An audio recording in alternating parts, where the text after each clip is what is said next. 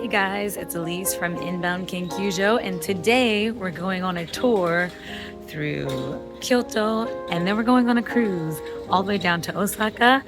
I'm going to explain everything in the intro, so please stick around, and I hope you enjoy.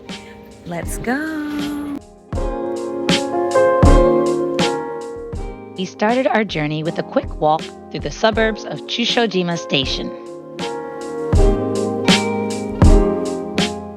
We made a short stop at Teraraya, the hotel where Ryoma Sakamoto was ambushed, before making our way toward Gekkeikan Okurasake Museum.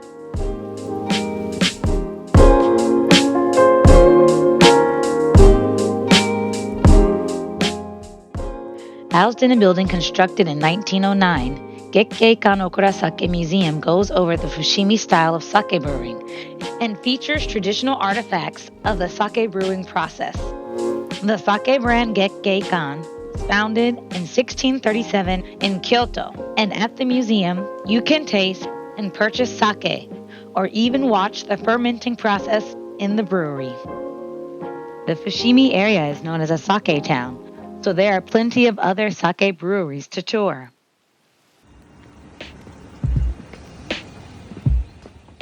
After the museum, and just a short walk away, was the boarding area for the Fushimi Jukkokubune.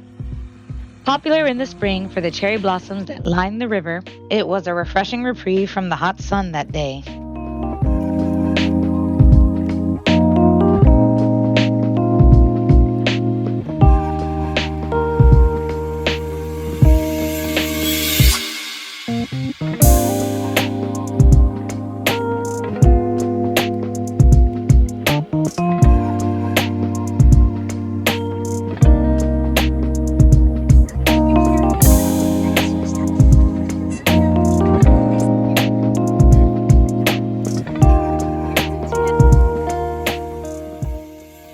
Once we reached the Misu Lock Gate, we made our way down the rocky path to the Fushimi boat dock. Due to the shallow nature of the Uji River, this was the first time a boat carrying passengers down to Osaka had been used on the river in 62 years. However, this was a special one-day event to celebrate the reopening of the Fushimi route.